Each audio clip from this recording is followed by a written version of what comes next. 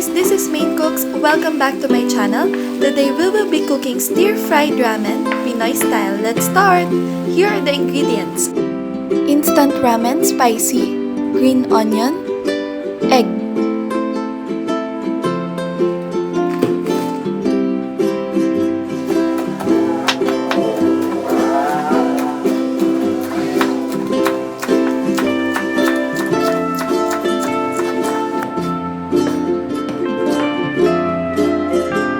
Let's prepare the sauce.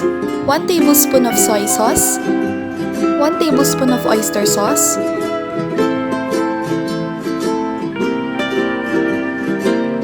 1 tablespoon of sugar, half of the ramen flavoring, and 2 tablespoons of water.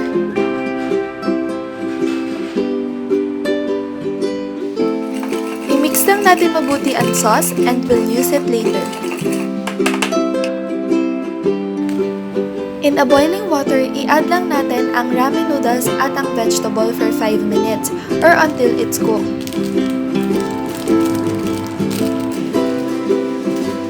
After 5 minutes, luto na ang ating ramen noodles at pwede na natin itong i-drain and then set aside.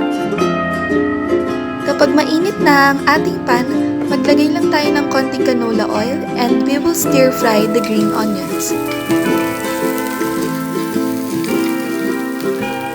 Crack 1 egg to the pan and then i-scramble natin yung eggs together with the green onion.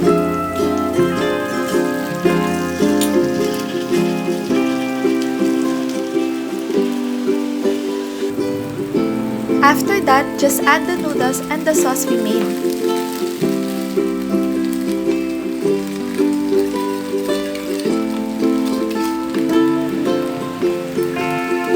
We're almost done, guys! Haluin lang natin itong mabuti.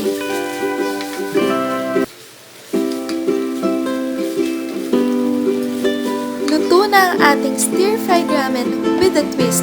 Napakadali lang gawin, diba guys? Try nyo na! Enjoy!